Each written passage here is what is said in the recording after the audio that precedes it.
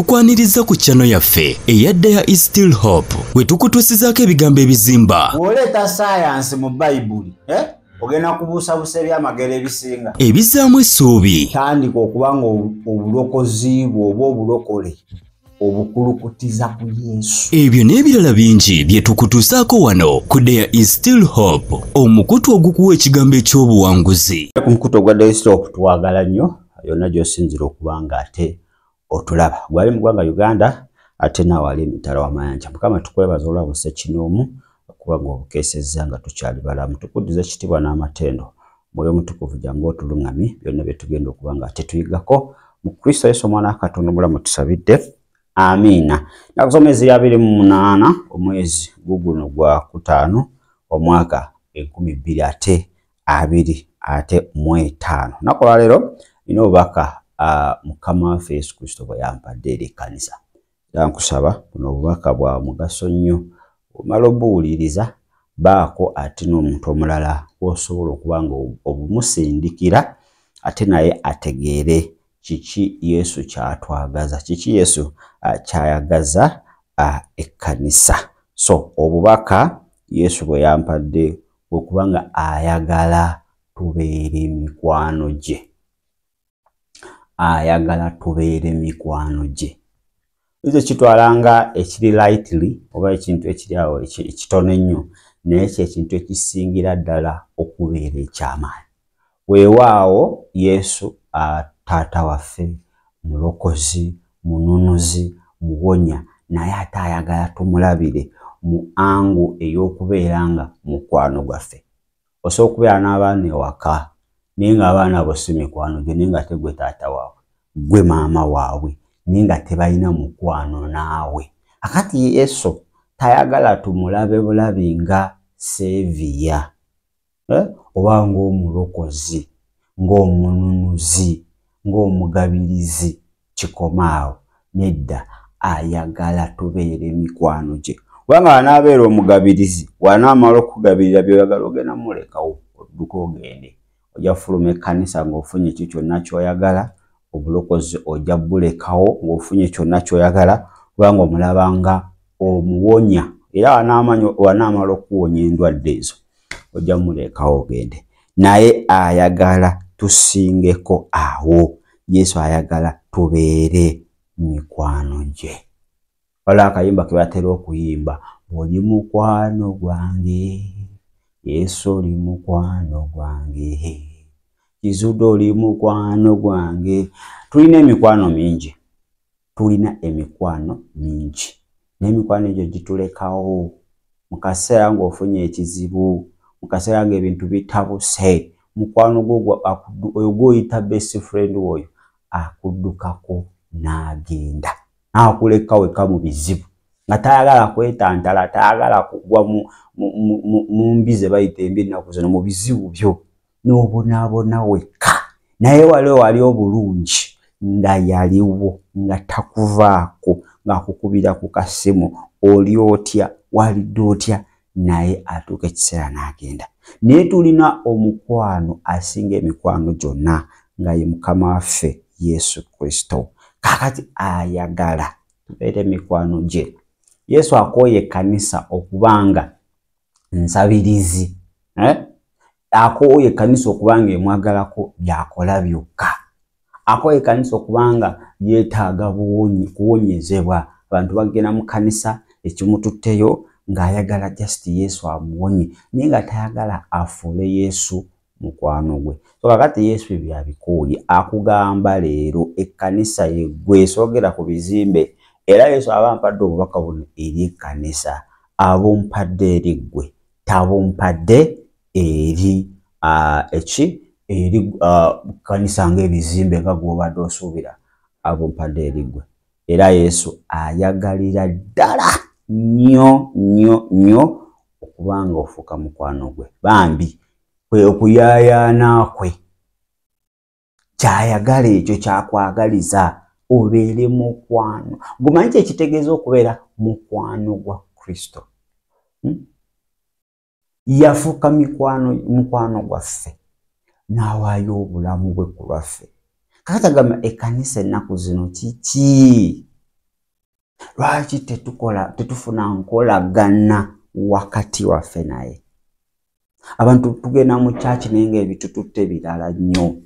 Amazima ng'omutima teguliyo. Naye ng'ogenda lwakuba pastor ajja kuyomba. Lwakuba abantu banaakulaba batya ku Sunday ng'osigadde waka. Kakati we tunaaba n'enkolagana naye, tojja kulinda kugamba genda ku church. Tojja kulinda kugamba nti simanyi genda osabe, genda osiibeko, genda osome Bayibuli.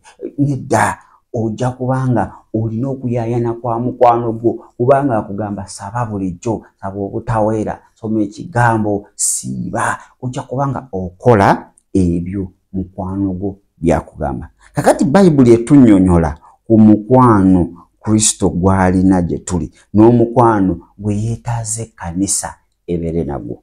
Ekisookera ddala kyenjagala okuba ng'otegeera nti Bayibuli etulaga nti omukwano gwa Kristo oba friendship with Christ that goes beyond mere a companionship. Omukwano gwa Kristo oba okubeera mukwano gwa Kristo kisukako awo gwe kyolowooza nti akusaasire busaasizi kubeera nga is a companion. Kisingako gwe kyolowooza. Kiki Yesu kyayagala? Omukwano gwe gugenda buziba. It is a deep, abiding relationship built on love. Omukwano gwa Yesu gugenda buziba nnyo, gunywezeddwa buziba nga gunywezeddwa mu kwagala. So Yesu agamba ekkanisa tekyalina kwagala wadde. Okwagala okuli mu kkanisa kwa bikyupuli. Okwagala okuli mu kyaki kwa kumuggyako bibye byalina. Ekkanisa emwagalako bibye. Ate kyatayagala, ayagala tubeere mikwano gye. Tubeere mikwano. We tunaabeera mukwano gwa Kristo. Tajalinda gw'omusabe mpa eggaali, simanyi mpa pikipiki, mpa wirubaalo. Ajja kutegeera butegeera omukwano gwange yeetaaga kino, mukwano gwange yeetaaga kiri. Naye agambye omukwano guli mu kkanisa ennaku zino gwa bikyupuli. Bapasite omukwano gwe balina gwa bikyupuli. Bw'obanga owaayo nnyo nga gw'osinga okuwaayo ekiweebwayo mu kyaki, guba mukwano gwa pasita. Era amanyeewo, amanya ku mulimu gwo, amanya gy'osula. Naye w'obanga towaayo, pasita akuyitako ng'atakumanyi. Oba n'obanga wali owaayo no sente ne zituukisa ne zigwawo, pasita akuyitako ng'atakumanyi. Kakati ekyo Yesu kyatugamba. Okwagala okw'ebikyupuli tukuteeka ebbali. Ayagala tufuuke mikwano gye. Nga w'ogenda gy'ali takusuubira nti buli w'otuuka mpa kino, mpa kino, mpa kino. Omukwano, n'oba n'omukwano gwo nga buli wajja gy'oli wakusaba busabi. Mpa kiri, mpa kiri. Ankubuulire oyo aba mukwano wa bikyupuli. Mukwano gwo ddala ddala y'oyo abeerawo mu mbeera yonna. Mu biro ebyokulaba ennaku yo mukwano gwo. Ndi n'omukubira essimu ssaawa 9 ogw'ekiro mugamba nfunye ekizibu ajja kujja. Ne tulina emikwano muganda wange k'omukubira nga bizibu akugamba siriiwo. Naye omukubira bansasudde gy'abantu gye ntujooge kugamba oliwa naatera okutuukako.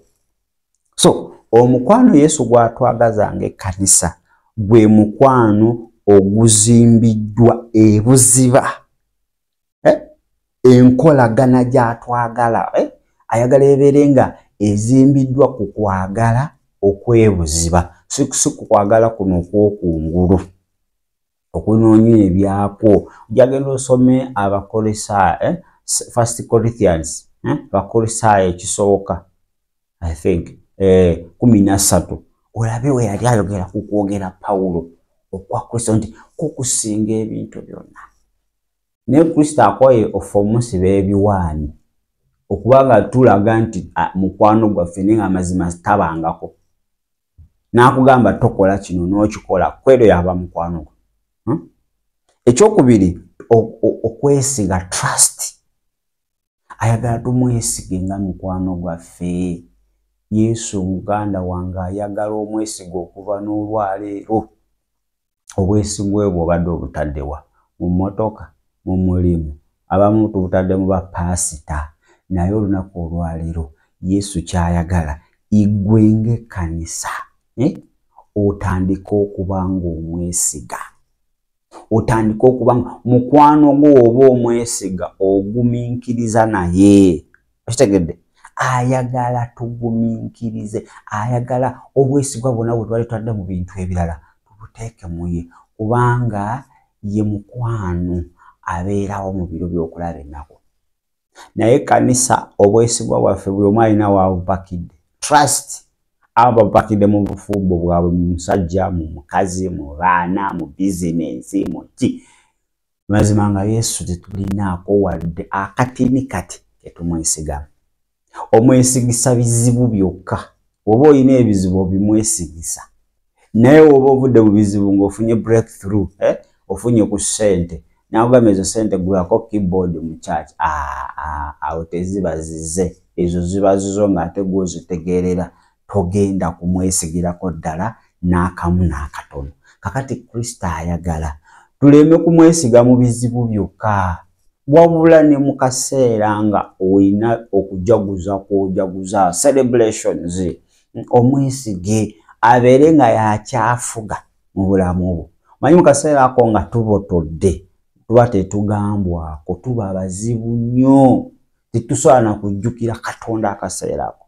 Wabula ebintu ebiba ng'ate bitandise okwonooneka, awo ne tuddayo butunoonya mukwano gwaffe, Yesu yamba, Mukama nyamba. Lwaki waliwo ebintu ebyali nga biri birungi? Lwaki tewagenda gy'ali bamugamba amazima gonzijeeyo yonna gye ndi paka wano, njagala onnuŋŋamye, njagala otambule nange, Mukama beera mukwano gwange, number 1 best friend mwenu business, ngenda kukwebuuzangako nga sinakola decision yonna, gwe mukwano gwange asooka bameka. Awo tetumujjukira, tumujjukira agazibu gazze, awo n'omujjukira. So a true friend oba omukwano ogwa nnamaddala guzimbiddwa ku bintu bisatu. Ekisooka tugambye okwagala okwebuziba. Ekyokubiri ne tugamba okwesiga okwebuziba. N'ekyokusatu is what we call sacrifice. Saddaaka. Omanyi kati twayonooneka. Omanyi boogera ku saddaaka mwe abanabi b'obulimba baabawunzawunza sente ze mulowooza. Kubanga omutyaki mwasabira boogera saddaaka ebabbaasa nedda. Yesu we yatwagala ne tubeera mikwano gye egya nnamaddala, ne tufuka mikwano gye, yeewaayo nga saddaaka olw'ebibi byaffe. Kwe kuyimirirawo mu kaseera ak'akazigizigi olwa mukwano gw'oyo. Okitegedde? Yesu kyayagala oyimirire ogambe ku lwa Yesu ngenda buulira enjiri. Si nsonga ndi MP, si nsonga nze director ngenda ku street ngenda buulira enjiri. Ku lwa Yesu ngenda kukola kino. Neewaddeyo kino ngenda kikola. Neewaddeyo ngenda yimirira na kino. Neewaddeyo ngenda ebyo byayagala, being a sacrifice. Kubeera saddaaka. Okitegedde? Waayo omubiri gwo nga saddaaka ennamu ku lwa Yesu, entukuvu era ekkirizibwa mu maaso ga Katonda, nga kwe kuweereza kw'ensonga okusinziira ku Baruumi 12. Kati Yesu kyayagala. Naye wekituukaawo, muganda wange, ekituukaawo nti Yesu akwagala osiibeyo obunaku busatu, tosobola. Awo ng'agalwadde gajja ng'omubalira, Yesu nina sukaali, Yesu nina alusa, Yesu nina aniya, Yesu nina olubuto olunuma, Yesu nina kabootongo. He knows it. Akimanyi nti olina alusa ate yakugambye, akimanyi olina kino yakugambye, naye tuleeta n'ebirwadde bye tutalina. Toyagala kwewaayo nga saddaaka. Toyagala kuwaayo mubiri gwo nga saddaaka. Wakugamba mwana wange zuukukako ekiro, saddaaka k'otulo otwo, tusaddaake, oyimukeko ekiro osabe, onkowoole, nze mukwano gwo njagala kunyumyako naawe ekiro. Yesu nakoze nnyo, nakulwadde luwanvu, mpulira nkooye. Yesu tunaanyumya ku makya. Nenga yewe byali nga byetaagisa okufa ku lulwo yafa iwayo nga sadaka naye gwe just okusituka obusituse kiro toyagala okitegera tosobolera ddala n'omulundi n'ogumu okugenda ali ku street obulire enjiri tosobola okuweereza mu church okwera binga Yesu yakuyita obeere asha ng'ani abeera asha okulongosa obutebe n'okwera enfufu mu church sisobolerako ddala anese ng'angamba mbeere sekuritale w'ekkanisa oba treasurer awo yagala kakati tosobola kwewaayo nga saddaaka ku lwa Yesu mukazi gwe kale w'ebitiibwa ne musajja gwe w'ebitiibwa n'oyera ekkanisa abajeera baliki bava ku planeti ki si bantu nga gwe tebatonda mu kifaananyi kye kakati Yesu atwagala buli wonna weetaagisa okuba kyokola okwewaayo n'okikola ku lulwe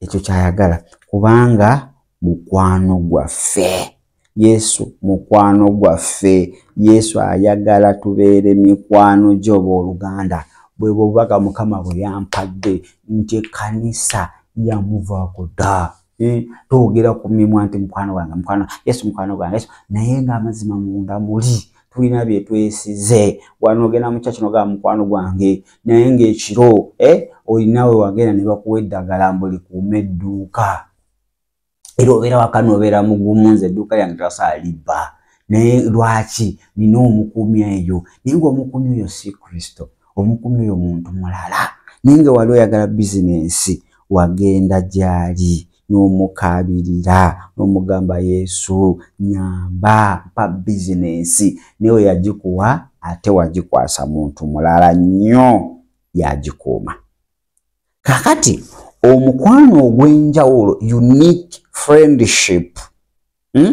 brings a sense of closeness and comfort that is available to everyone. Omukwano ogwo ogw'enjawulo ogwo wobeera nagwo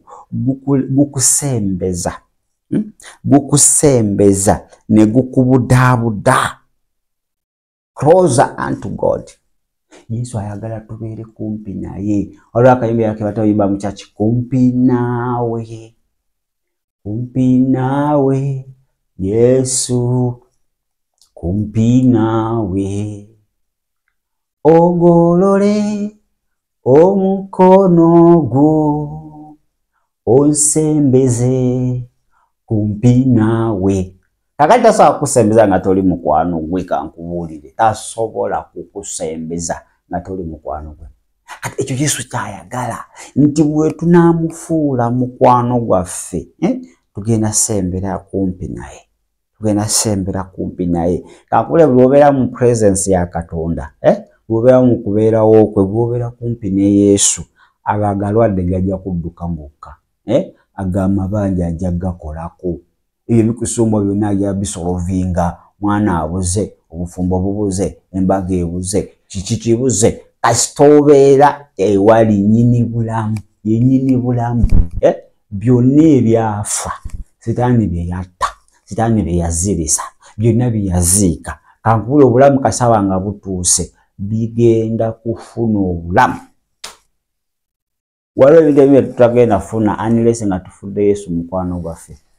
Olisomako Lazaro eyafa oyo Maliza we yagenda oyita Yesu amugamba mukwano gwo Yesu mukwano gwo afudde mukwano gwo yeebase kiragamba tafudde oyo yeebase oyo mukwano gwange mumanyiyo nja kujja nasooka atambula okubuulira enjiri ennaku nga 3 naye oli yali mukwano gwe nga wadde yali agibuulira naye nga mukwano gwe amuli wano era yatuuka nga abantu bonna essuubi libaweddemu abantu bonna nga gamba ne tukuyita nga omusajja tannavunda we yatandisa n'okuwunya ate ojjira n'agamba temufaayo ono mukwano gwange n'amugamba vaayo Lazaro vaayo n'avaayo. Akati kankubuulire si nsonga embeera gy'oyitamu embeera gy'olimu evunze kwenkanawa kasita Yesu anaabeera mukwano gwo egenda kufuna obulamu embeera yegenda kufuna obulamu. Omanyi twerwisizza tusabye nnyo tusiibye nnyo tusuze mu nsozi twafuuka nsozi tusuze mu makyaki kati oluzi bamanyi oba kati mu kanisa mwopangisa kuba buli ssaawa bakolera ku kyaki naye bigaanyi buli kimu kigaanyi ekintu ekyokukola kyangu nnyo kiri eki fuula Yesu mukwano gwo bw'onoofuula Yesu mukwano gwo agenda kukulaga togenda menyeka nnyo kusaba nnyo kusiba nnyo kukola ki ye mwennyini ajja kubanga akulaga kiki ekyokukola kubanga mukwano gwo mukwano gwo kakubuulire njaga owulirize omukwano ogwa Yesu ogw'enjawulo gunywezebwa mu kye tuyita pure love okwagala okwannamaddala pure tekulimu buntuntu kubuusabuusa Yesu ayagala tubeere ne pure love n'ekkanisa ekkanisa kyo kyalina kwagala kutuufu okwagala kati ekkanisa kwe kwerina kwa bicupuli kwennyini okuwedde emirimu fake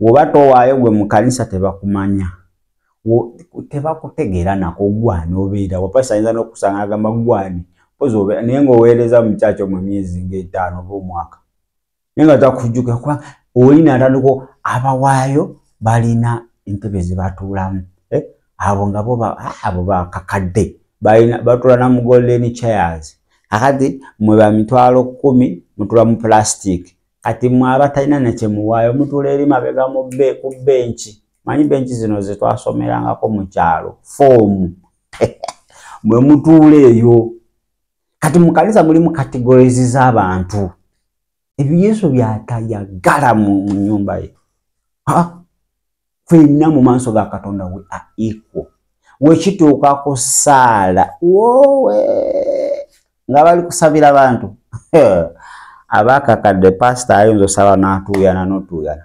akwata ku buli omu mu linnya erya Yesu Mukama mugaggawaze mukulaakulanye byonna abisabira kati mwe 10,000 abazingira wamu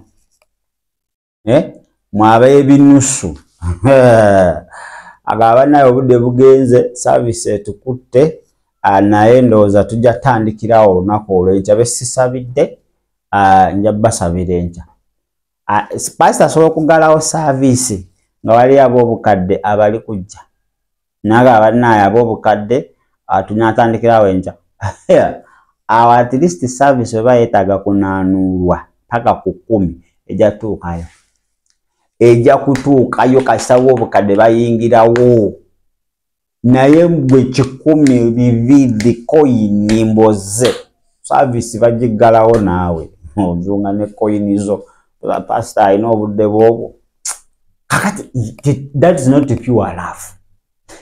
Pure love Kristo gy'alina gye tuli teyalondamu teyasosola kakati ngina kufiirirako ab'Uganda ngina kufiirirako abakadde ngina kufiirirako abagagga abatali bagagga mulindeko nsooke bano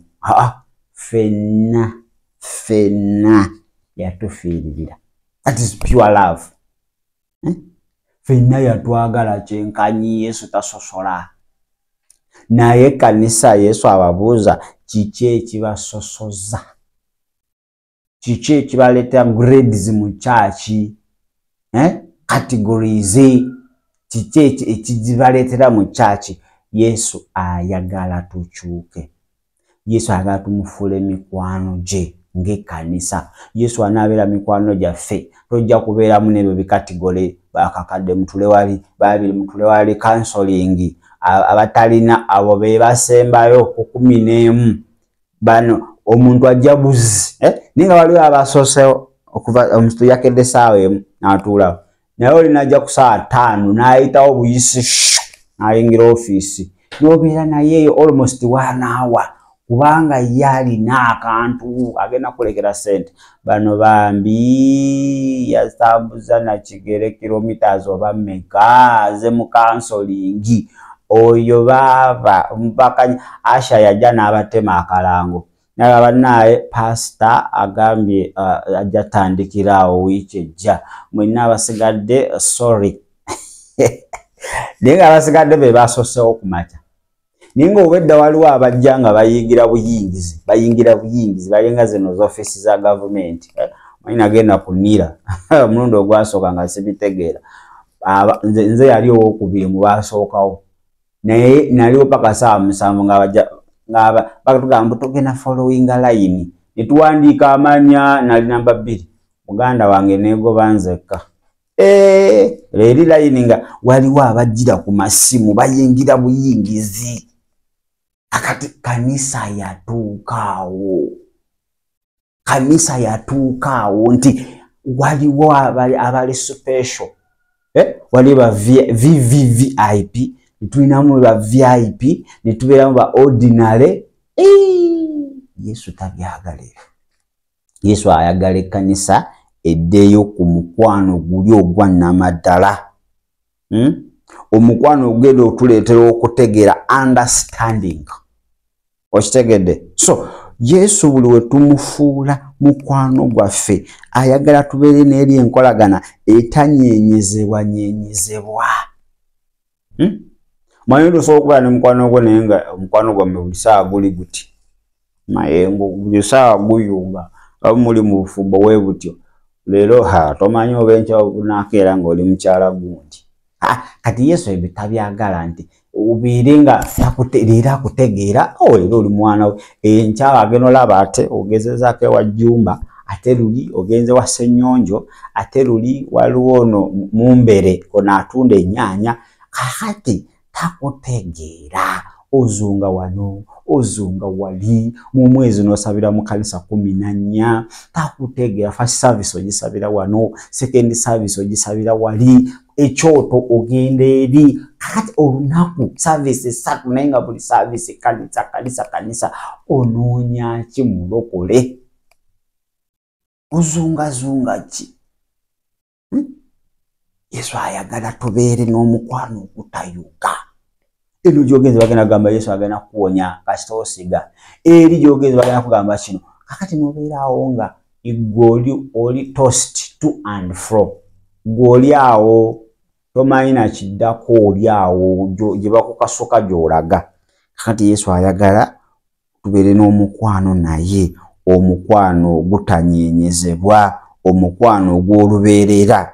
Omukwano gwa Yesu guleeta okukola ki? Okugumiikiriza. Yakugumiikiriza muganda wange byokoze. Lwakuba weerungiya, lwakuba tetumanyi gy'obeera, naye vulugu gw'olina eyo gy'obeera.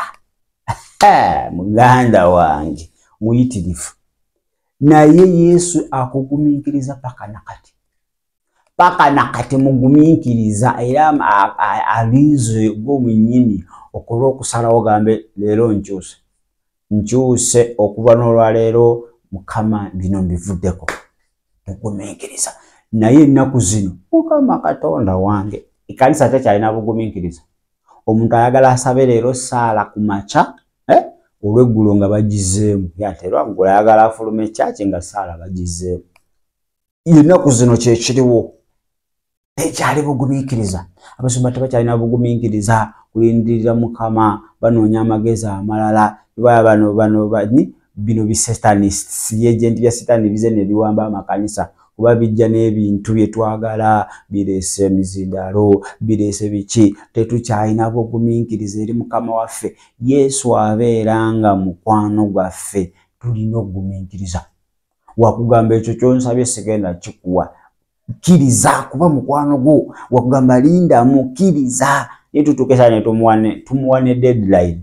Mu myezi 3 w'otampa bufumbo Yesu nze ngenda kwenoonyeza obwange. Nze myezi 3 gwe Yesu nkubuulire, lwaki gundi nampijja yakajja mu kyakya afunye obufumbo.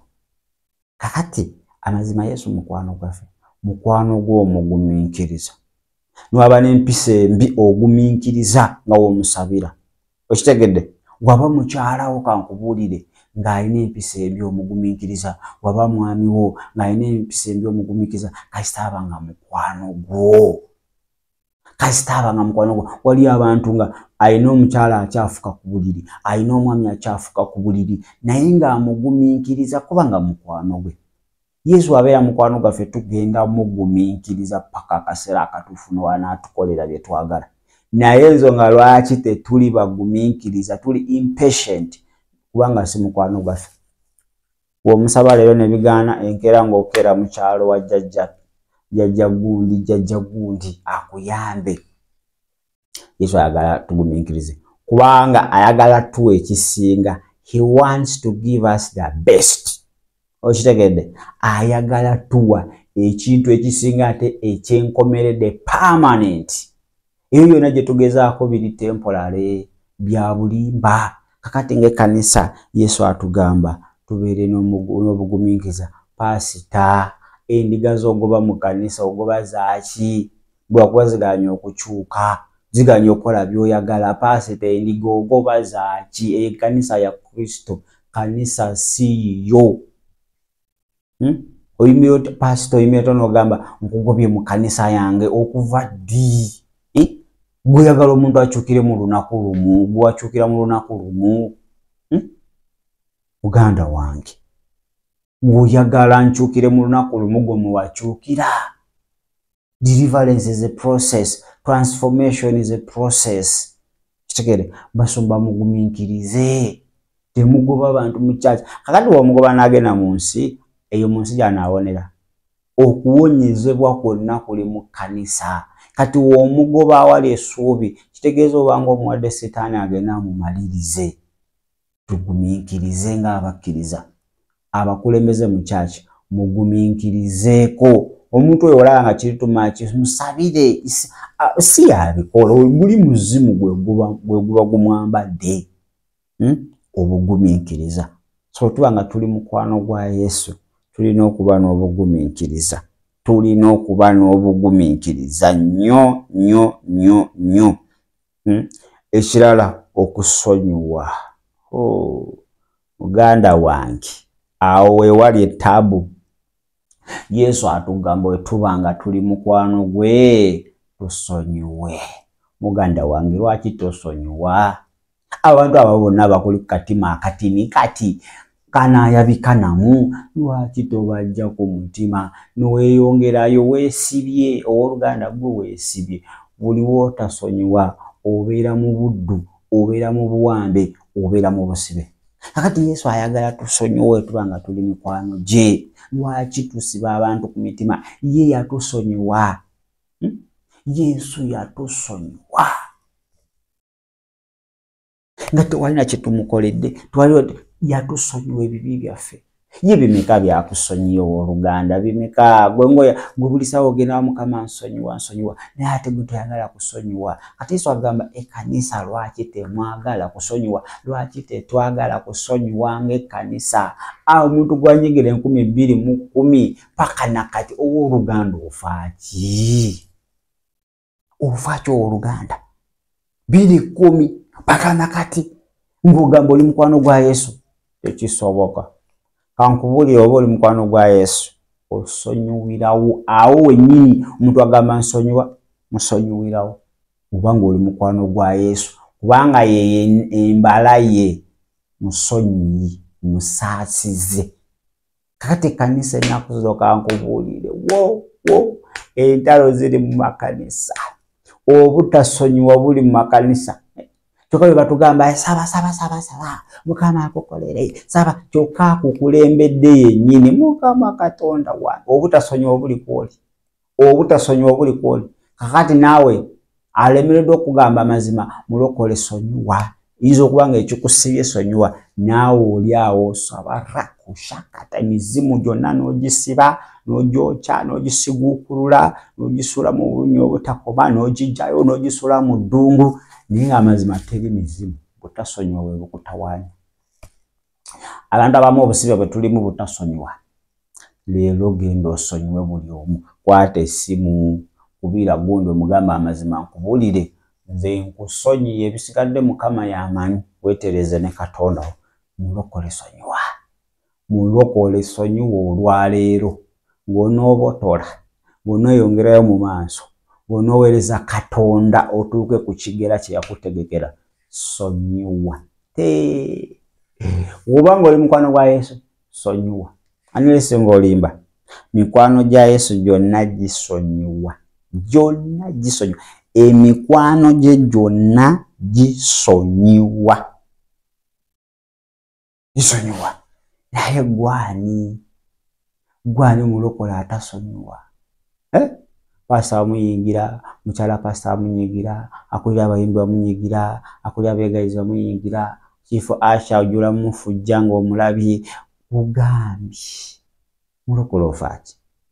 Kiki kyennyini ky'oyagala? Mwagamba esha Mukama ye musumba wange nange seetaaga, Mukama ye musumba wange nange n'otendera, Mukama ye musumba wange nange seetaaga. Nibateekamu ndi mukwano gwa Mukama. Ndi mukwano gwa Mukama. Ndi mukwano gwa Mukama. Muyita mukwano. I'm a friend of God. Nemuda mu Luzungu abatali afizi ffe twamulya. I'm a friend of God. I'm a friend of God. He calls me a friend. How can Jesus call you a friend nga tosonyiwa? Impossible to wefera. Don't deceive yourself. Woba ogamba akuyita mukwano gwe, oba ogamba oli mukwano gwa Mukama, olina okuba ng'osonyiwa. Kubanga ekyo kyatwagaza ng'ekkanisa. Kyekyo Yesu kyagamba ekkanisa ennaku zino nga tesonyiwa, entaba abantu basibye bannaabwe ku mitima. Ennaku zino toga Katonda takyakola ng'edda. Edda Katonda yali akola ebyamagero, edda Katonda yali awonya, ebisiikirize by'abatume nga biwonya. Kaakati saa zino Katonda mutakyakola. Ebyamagero bya kufoojinga bufoojinzi, bya kusiteejinga biri fake bya kiwaani. Ensonga emu ku ezo kubanga tetwagala kusonyiwa. Katonda n'akukozesa ate ebyamagero nga gwe mwennyini gwe kanisa yonna waginyigira olwakuba tewaayo. Bwe kanisa ereeta mitwalo 2 oyagala baleeta 2 zidiwa. Basabire bafune emirimu. Nabo abalina wali abalina naye ng'emitima gyabwe mikakanyavu tebaagala kuwaayo. Bw'alaba ng'aleza omutwalo mu kanisa bannaye eggulu lijja mukuba. Poliisi emukwatirawo awo ayinza n'okufa. Aleeta 10,000. Awo bonna baakusabira. Ate osigale ng'obaagala. Oba oli omumanyi alina ga bizinesi genkana gatya naye ng'alese 10,000. Sigala ng'omwagala. Nagwe pasita kanisa yonna waginyigira yonna. Tebaagala kuwaayo. Era obulenjeri muli bagagga leete mwagala kuwaayo muwaayo 10,000. Muwaayo 10,000 ate nga Yesu ayagala muweeyo akoma bizinesi zammwe waayo kimu eky'ekkumi n'ekiweebwayo n'oleeta ebyawandiikibwa. Bwe bagana n'onyiga buli w'oyimirira obakuba bukubi obakolokota ku katuuti. Nedda musumba, nedda muweereza, nedda. Yesu ayagala tubeere ng'ate tulina okwagala okwannamaddala. Ayagala tusonyiwe. Musumba sonyiwe endiga ezo. Ziganya owaayo zisonyiwe weyongere mu maaso ate ne Mukama waffe Yesu Kristo. Kakati omukwano Yesu abeerawo mu kaseera konna. Is always present. Yoyo mukwano gwetaaga mu kaseera konna akusuubira okubaawo. Akusuubira okuba nga naawe obeererawo munno. Nga naye oyagala abeerewo mu kaseera konna. Bw'oba omanyi oli mukwano gwa Kristo ng'akubeererawo mu kaseera k'omwetaaga. Lwaki gwe mu kaseera munno waakwetaagira tobaawo? Lwaki tobaawo mulokole mu kaseera naawe ako? Twagala nnyo tubeererawo nga tuli bubi. Yogambe gundi n'embeera obubi nyagala okubeerawo. Okitegeera? Naye ate gwe obeererawo banno. Are you there always? Are you present always? Mukaseera ng'ekkanisa ekwagala, mukaseera ng'obuweereza bukwetaaga, mukaseera nga famire yo okwetaaga, kweri obeerawo. So kati ekyo Yesu kyatwagaza ng'ekkanisa tube nga tusonyiwa, tubeerewo, tubeere n'okwagala okwannamaddala, tubeere n'obugumiikiriza. Mulokole, ekibuuzo kijja gy'oli, oli mukwano gwa Yesu? Ebyo byonna byenjogeddeko obikola, oli mukwano gwe? Oba obikola ku mumwa? Mukama atuyambe ng'ekkanisa, atusaasire, kubanga amazima twawaba dda, twava ku mulamwa, tujja mu church nga tuze nga abazokola ebyamaguzi barter trade mukama nkwadde ekimu ekyekumi kyakakadde njagala bukadde 10 leba naye mbu mukwano gwaffe owaayo emitwalo 10 naye ng'oyagalako Katonda tali mu business yonna naawe Katonda business ye eri eki myoyo kulokoka bantu kulokoka ye business ya Yesu bantu kulokoka na kutegeera mazima bantu kulokoka eyo yajagala era n'otandika okola eyo mukama Katonda wange awojja kuba ate omukoze bulungi nnyo naye bino mulese kakadde nsabira mukama multiplying gw'omulagira ye bulijjo za multiplying bulijjo gw'omugamba kakati Katonda ayagala tubeere mikwano gye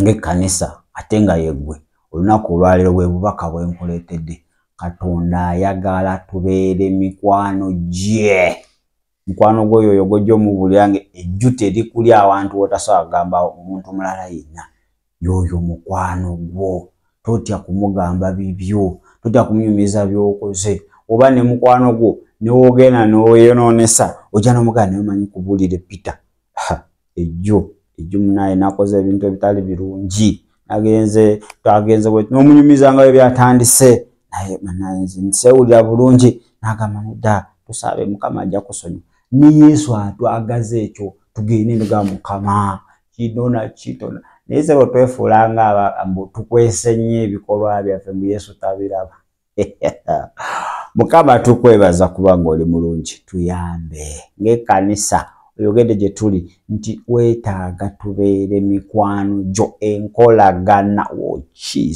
Jesus tuyambe Yesu tuyambe mukama tuyambe kitange manyi tetusobola ku maanyi gaffe naye ku lulwo mukama byonna biyinzika yamba omukyalo oyo mwami oyo ayi Katonda wange asobola okuba nga afuuka mukwano gwo kubanga kyotwagaza tubeere mikwano gyo tubeere mikwano gyo mu Kristo Yesu omwana wa Katonda omwana tusabidde amiina kale mbaagala nnyo ekyo kye kibadde ekitundu kyaffe ekisooka eky'obubaka mukama bwe yampadde eri ekkanisa buwulirize bulungi buwa obudde bufumiitirizeeko weebuuze ndi mukwano gwa mukama gwa Yesu oba nedda bukyalingireko omuntu mulala yenna tugenda kuwumulamuko katono wenkomawo kijja kuba kitundu kyakubiri obubaka bwe bumu bwebwo mu linnya erya Yesu Kristo omwana wa Katonda omulamu beere bulungi ate era mweraba.